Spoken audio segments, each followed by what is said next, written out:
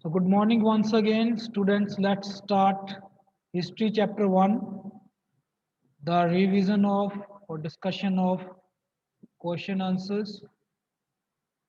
Question number first is what was the first newspaper in India?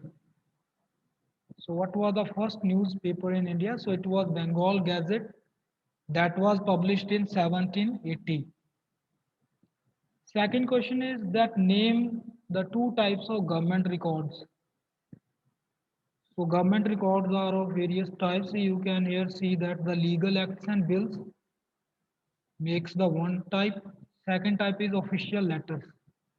So official letters, the letters which are exchanged between the various departments of the government are known as the official letters. So legal acts and bills and official letters are the two types of government records. Next is that when was the first census of India conducted? Census means counting of people. That how many people lives in a particular area over a time. So it is called census and it is done periodically. After independence, it is done after every 10 years. So the first census of India was conducted in 1872 by the British. Next question is what are archaeological sources of Indian history? So as you already know that various archaeological sources of Indian history are forts and palaces, coins, ornaments, inscriptions, utensils, weapons, etc. Okay. Next is that name two newspapers.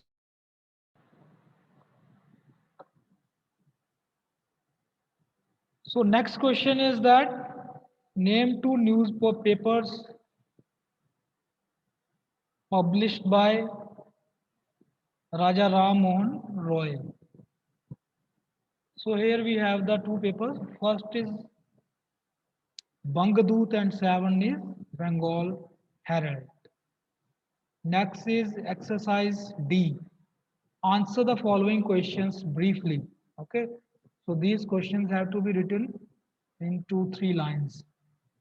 First is that what are the primary sources of information? Okay, so anyone knows what are the primary sources? So primary sources are the first-hand records or reports that had been registered when the event was happening. For example, letters, photographs, okay, artifacts, coins, etc. So these are the primary sources. That means first-hand records. What are the common themes of writers of the 19th century? So nationalism and attempt to social change were the common themes of writers in the 19th century. So in the 19th century, the common theme on which all the writers were writing various types of poetry or literature, it was nationalism and an attempt to social change. Okay, social change means to change, bring changes in the society for the betterment of all. For example, banning or criticizing the stigmas, okay, the bad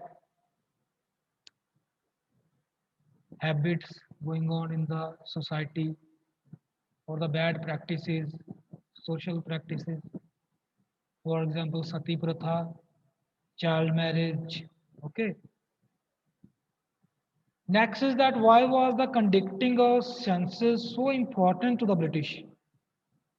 Okay, what was the need that the British decided to conduct these census? So census was so important for British to know about the growth of cities and population. Okay, so it helped in the administration. So it helped them in better administration of that area. by knowing the number of people living there and how the cities are growing and the population is growing. Next is that how did James Mill categorize the history of India? What was wrong with this kind of categorization? So James Mill categorized the history into three periods, namely Hindu, Muslim, and British periods. Such categorization was misleading in nature, as the basis of study such periods was text written in the languages of that particular community. It was incomplete in itself. So the problem with it was that it was studied on the basis of the text written in particular languages of particular community. So that was incomplete. So to completely study the history or the changing patterns of the society, we have to take all the all types of sources in consideration. Okay, not related to a particular community. That's why it was incomplete. Okay, that's why it was misleading in nature. Next is that why did the British pay a lot of attention to mapping and surveying? So British paid a lot of attention to mapping and surveying because survey gave the information of new households and events, and maps help to get information of locations. Okay, so map से हमें पता चलता था that कितने house holds हैं, कितने new बने हैं. ओके, इंफॉर्मेशन लोकेशन किस तरह की है. Answer the following questions in detail. So we have to answer these questions in detail. Historians place the beginning of modern age in India as the 18th century. Do you think it was really modern? Give it at least two valid reasons in support of your answer. So, yes, we think it was really modern since modern age is associated with the growth of transportation and communication. East India Company started railways, which made transportation easy. With the invention of printing press, people were more literate and aware.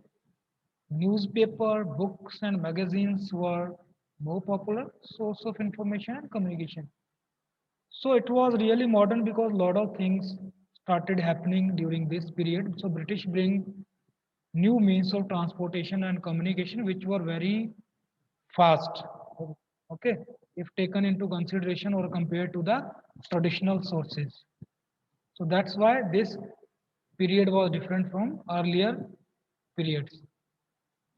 Next is that highlight the various ways of categorization of sources of history of modern period in India. So sources of history can be categorized in two categories. First are the primary sources, means first hand records of the events when they were happening. For example, photographs, newspapers, coins, etc. Second are the secondary sources. That means these are based on the oral traditions as told by the people who were present when the event was taking place. These could be articles, films, paintings, novels, or biographies. Okay. Next is that why are the autobiographies not reliable sources of information? Reliable means on which we can trust. So autobiographies ज़्यादा reliable source क्यों नहीं है information का? So let's discuss this question that autobiographies are not reliable source of information because autography is framed by a person. That means it is based on a person's memory and it is not an easy task to remember each and every event of life. It is possible to hide some important aspects of life which tells truth or reality by the writer. So अगर हम अपने बारे में कुछ लिख रहे हैं तो हो सकता है हम कुछ बातें छुपा सकते हैं. ओके, सो दूसरा ये होता है कि जरूरी नहीं कि सभी की मेमोरी जो है याददाश्त इतनी तेज हो कि वो हर एक इवेंट को अच्छी तरह से ध्यान में रख पाया हो. Okay, because autobiographies are written in the later period of one's life. Okay, so that's why they are not very reliable source of information of history. Next is compare and contrast the government records with that of the indigenous sources. Indigenous means relating to a particular area or local. So government records और जो local records थे उनमें क्या difference होता है ना, क्या उनमें किस तरह से हम कंपेयर कर सकते हैं. So let's see this table, government records, and other hand it is written indigenous records. So what are government records? These are the official records, and indigenous, these are the unofficial. Okay, unofficial and official, this is the first difference. Government records do not reflect nationalism of India, but the indigenous records reflects the Indian nationalism, because at that time the government was not ours. Okay, it was the British government, so they did not reflect any nationalism. While the indigenous record, they were written by the local people, so they reflect the nationalism. देशभक्ति, देश प्रेम को दर्शाते हैं. Next, their theme is to record the government work. Their theme is nationalism and social change. तो जो government records हैं उनका theme क्या है जिसके ऊपर सारे रिकॉर्ड्स बनते हैं, कि गवर्नमेंट के काम, day to day work of the offices. But जो इंडिजिनस सोर्सेज हैं उनका थीम ही सोशल चेंज है और नेशनलिज्म है. Now examples, let's see examples.